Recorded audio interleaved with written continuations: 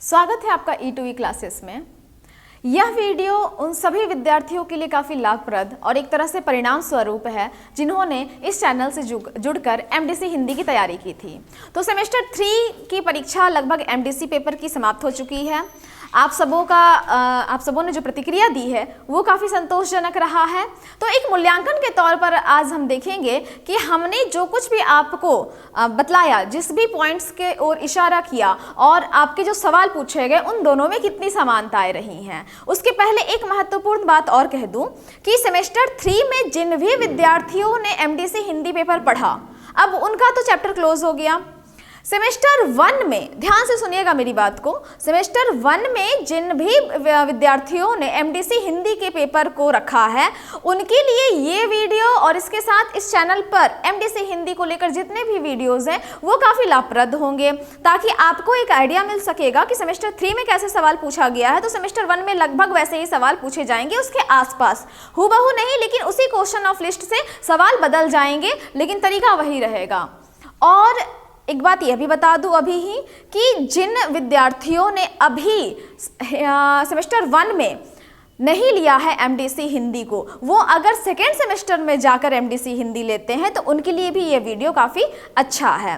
तो कुल मिलाकर अभी सेमेस्टर 3 वालों को तो लाभ मिल गया, सेमेस्टर 1 में जिनका MDC हिंदी है उनको लाभ मिलने वाला है, और सेकेंड सेमेस्टर में जाकर जिन लोगों का MDC हिंदी होगा उन्हें भी बहुत ही अधिक लाभ मिलने वाला है। तो चलिए शुरू करते हैं कि हमारे कितने प्रश्न सटीक बैठे हैं, हमारी गणना कितनी सटीक रही।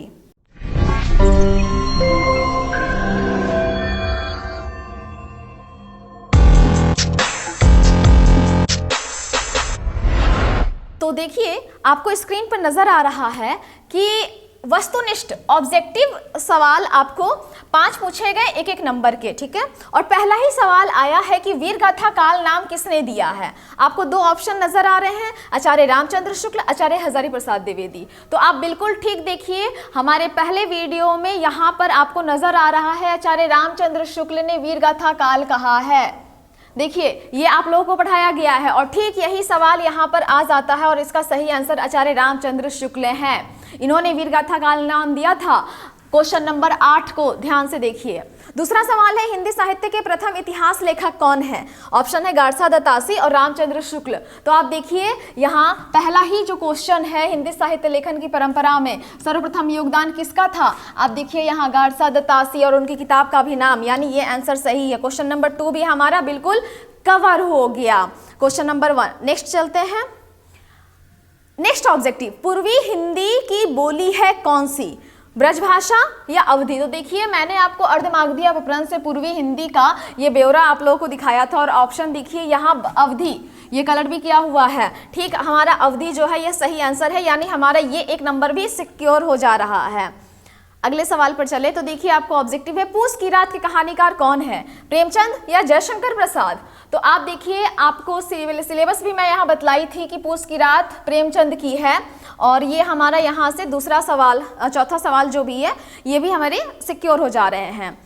फणीश्वर नाथ रेणु की कहानी क्या है। ऑप्शन में दिया है पूस की रात और संवदिया। तो आप देखिए, मैंने आपको सिलेबस भी बताया था, इस पे पूरी चर्चा विस्तृत हुई थी, संवदिया के पूरे महत्वपूर्ण बिंदुओं पे हम लोगों ने विस्तृत चर्चा की थी। सो यहाँ पर आपका ये नेक्स्ट ऑब्जेक्टिव जो है, रेणु की कहानी संवदिया, बिल्कुल सटीक बैठी है। अब आप लोगों को 5 सवाल के बाद ऑब्जेक्टिव शॉर्ट क्वेश्चन थे, 2 प्रश्न करने थे, 4 ऑप्शन आया था। सवाल इस तरह से है कि भाषा और बोली में अंतर बताएं, आदिकाल का नामकरण, संवदिया कहानी का सारांश और राधा कृष्ण का साहित्यिक परिचय। इसमें से केवल आपको 2 सवाल करने हैं 5-5 नंबर के। तो आप देखिए, मैंने यहाँ संभावित प्रश्न में आप लोगों को बताया था भाषा और बोली में अंतर। चौथा नंबर प्रश्न आप देखिए, ये यहाँ पे हमारा आ गया ना। अब आपको ऑप्शन दिया जा रहा है, तो देखिए, आदिकाल के नामकरण की समस्या। तो मैं जब आप लोगों को ये सेकेंड नंबर क्वेश्चन, हिंदी साहित्य इतिहास लेखन के काल विभाजन और नामकरण की समस्या पर प्रकाश डाले, ये जब प्रश्न आप लोगों को समझा रही थी तो यहाँ पर विस्तृत चर्चा हुई थी। तो संक्षिप्त में लिखने लायक मटेरियल तो यहाँ उपलब्ध हो चुका था। हमारा ये सवाल भी टच हो रहा है ना, हूबहू आया, हमारे जितने भी तैयारी करने वाले पॉइंट्स थे।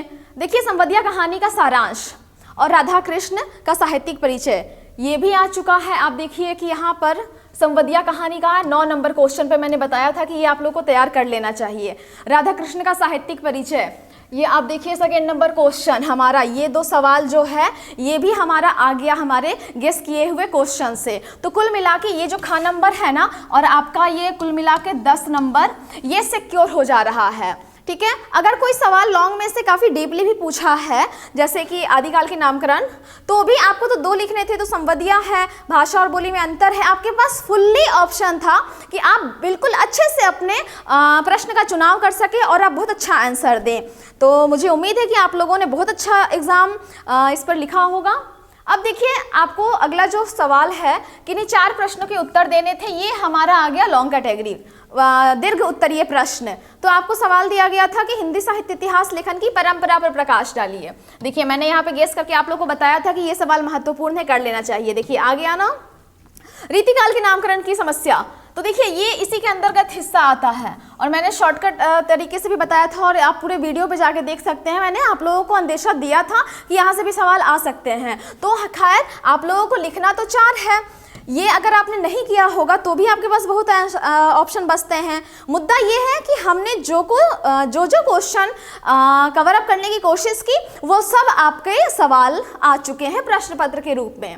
देखिए पूर्वी बोली और पश्चिमी हिंदी की बोलियों का परिचय दीजिए। तो पूर्वी बोली और पश्चिमी बोली, जैसे कि यहाँ पर आपको चार्ट में नज़र आ रहा है, पश्चिमी हिंदी से जो बोलियाँ निकली हैं इन सब का जिक्र यहाँ पर आप लोगों को दिया गया था। ये सवाल लॉन्ग में आया है, ये भी हमारा कवर अप हो रहा है हमारे शॉर्ट लिस्टेड क्वेश्चन से।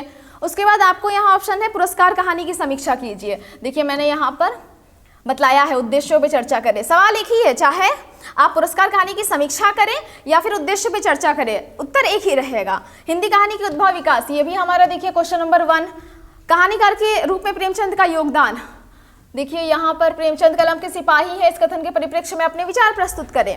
सवाल के स्वरूप बदल सकते हैं, उत्तर का स्वरूप नहीं बदलता है, प्रश्न के शब्दों को घुमाया फिराया जाता है, तो यहाँ पर ये सवाल भी आपके टच हो जाते हैं। तो कुल मिला के इतने सवाल आए और हमने ये देखा कि सभी सवाल हमारे शॉर्ट लिस्टेड जो मैं आप लोगों को बतलाई थी कि आप इतना कर लीजिएगा, ये गेस क्वेश्चन है आपके पूरे यूनिट से, वो सब 100% कवर हुआ है। तो उम्मीद करती हूँ कि आप लोगों का एग्जाम भी बहुत अच्छा गया होगा। आप लोगों ने कितने अच्छे से तैयारी की, ये सब कुछ आप हमें कमेंट बॉक्स में जुड़कर हमसे बता सकते हैं, ताकि सेमेस्टर 1 और 2 में जो लोग एमडीसी हिंदी पढ़े उन्हें एक सही गाइडलाइन मिल सके और वो सही दिशा में अपनी तैयारी कर सकें। तो बने रहिए इस चैनल के साथ, तब तक के लिए धन्यवाद।